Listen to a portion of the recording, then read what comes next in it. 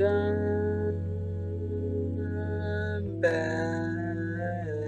Episode 10. Let's get back.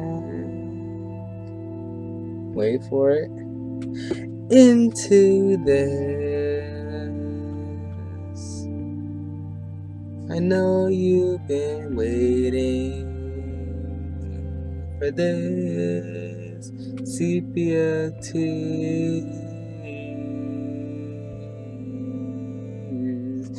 What's up? I'm just gonna stop right there. What's up, guys? It's your Buddha Black Mist, and we're back. Episode 10 of Sepia Tears Midwinter's Reprise. Alright, so when we left off, Mira gave us some nasty Pope juice, which I think was nice, tasting, a little bitter. Peach. Yeah, she had some peach juice, and it was all pulpy. I guess she liked it as a child. I don't know. But Mark kind of said, "Are you possessed by the devil when you drank this devil juice?" And she was like, "Maybe." So I don't know, because right now Mira is confusing me. I don't know if she's a ghost. I don't know if she's a human.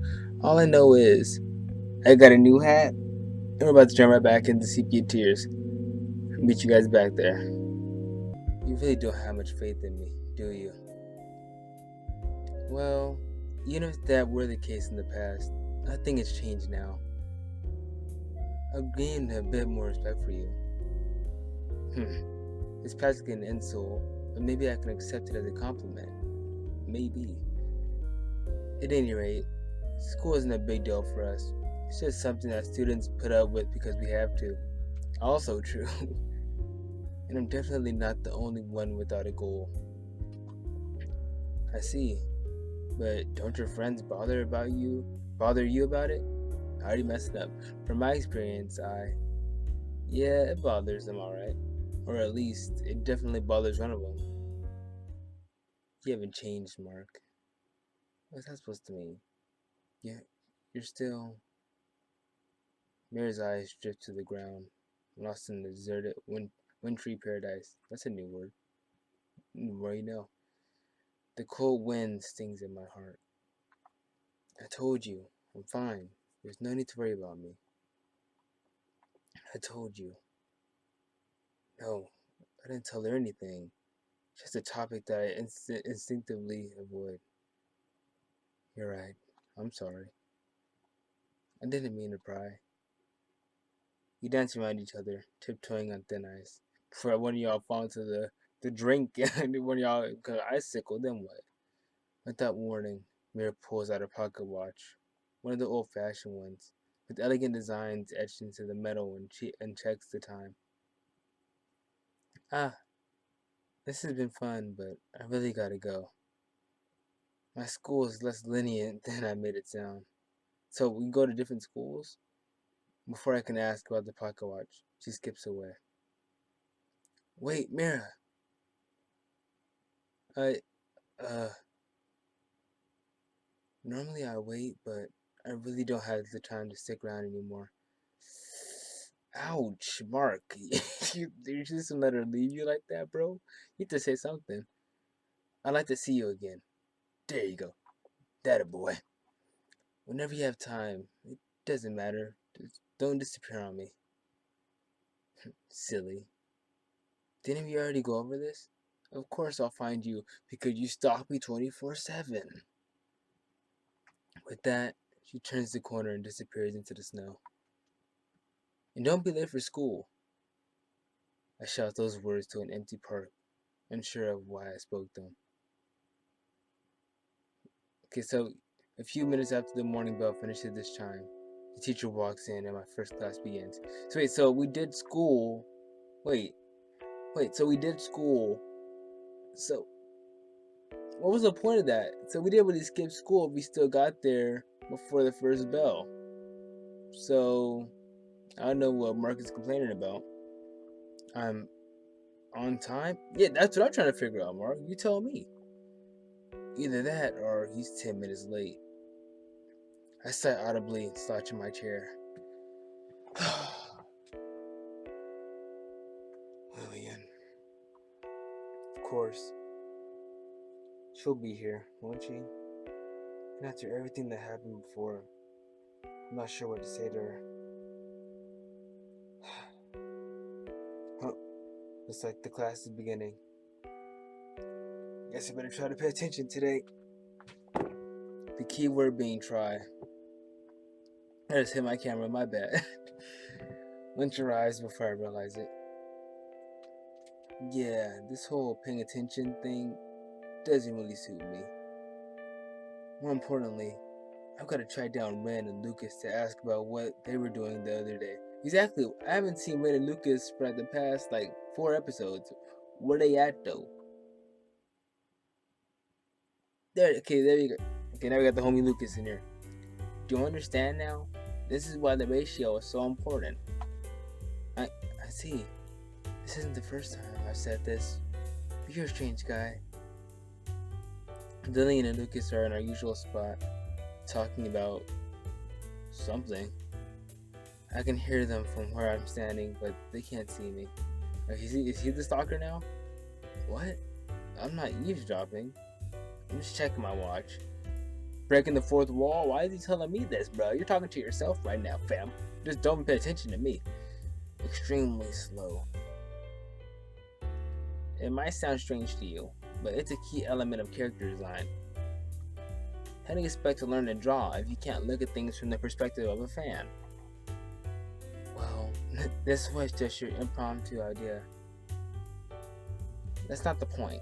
Information like this comes in handy everywhere in life. I'd like to know even a single place where that might come in handy. And that's an insignificant detail. Just don't forget. 4125. It's a necessity. I might regret asking this, but do you really find these things that interesting? But of course. It's just a vital aspect of my existence. Boy, what are you talking about? And you're not ashamed at all to talk about it? Not in the slightest. Not even to a girl? Well, maybe a little, but I have no need to admit that to you. You weren't planning on saying that, were you? A cunning mastermind such as myself makes no mistakes.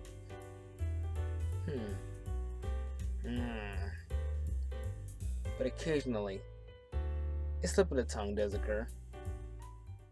Something's strange. I'm not sure what, but you're a strange guy. And I'm not interested in ordinary humans. So, I have no complaints. See, he likes those anime waifus. Lukas, respect. Lillian laughs in reaction, but it's not the same way you'll laugh at a sitcom on TV or a bad pun. You're far more transparent than you think. Has anyone ever told you that? Not in recent memory. Damn it. Something's not right.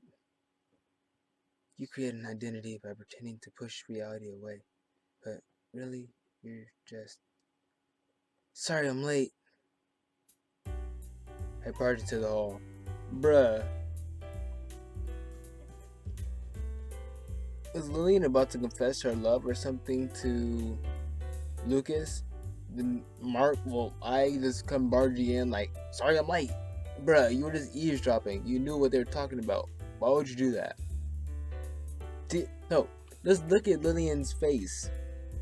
She's like, bruh. And Lukas is like, hey dude. But still, Lillian is like, what are you doing, Mark? Come on. Step your game up, Mark. Step your game up. I barged into the hall. I had to talk to one of my teachers after class. What you guys been up to? Wow. I was just telling Lillian about the ideal ratio of... Never mind that. What have you been doing, Lillian? My only normal friend here. That's mean to say. Just the usual. Then let's eat. Studying makes me hungry. I take out my lunch with more vigor than necessary. The others seem to notice that something's off, but... Never mind. It's lunchtime. That's all. But I remember something as our conversation continued. It's not a complete memory, but it's there somewhere. It happened by chance. Lucas's binder was left lying on the ground, and a small, brightly colored object stuck out from it from the front, like a highlighter. Oh, that bookmark. Wait, that's the same bookmark that we saw at Lillian's house? Something's going on between Lucas and Lillian. You know, the whole glasses crew, you know. It was a normal bookmark for the most part, crudely laminated with a plain design. The only notable thing about it was that I had seen it before. It was lying in Lillian's drawer yesterday, tucked safely away. I told you guys! Lillian and Lucas are, you know, doing that thing.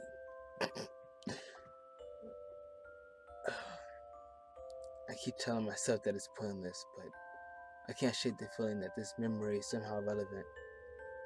Did Lucas give it to her as a present? That might not make sense, and that might make sense. But then how does he have the same one? Well, he could have went to the store and bought it. It could just be a coincidence, but I know it isn't. It's silly. The thing I'm trying to remember is so irrelevant that I forgot it after only a year. And yet, it must have been important to at least one person for it to be stored away so deliberately. Mark, you okay? Yeah, I'm fine. I'm just... Alright, just making sure. Anyway, as I was saying, Lillian continues talking, and my mind is too clouded to make any sense of it. Hang on a moment. That isn't who I think it is it? I turned to look outside, and my suspicion is proven correct. At first, I had only seen one, but there are two figures out in the snow. Two? One of them has every right to be there, although she should probably be sitting with us instead. Is it Ren? As for the other... Sorry guys, but I'll be back in a moment. Watch my stuff. I spring to my feet and dash outside. Well, look who decided to show up. Gasping for breath, I catch them before they reach the entrance. Wait, hold on. I'm gonna end the episode right here. But before I do, they know each other? You know what? We'll figure all this stuff out in episode 11. Hopefully you guys enjoyed. If you liked the video, please be sure to drop a like. Hit that like button. It only takes less than a second to just click, boom, like that video. And please make sure to join the Fox family by hitting that giant red button right there, or right there, or right there, or right there. Whatever they move it in the next YouTube update.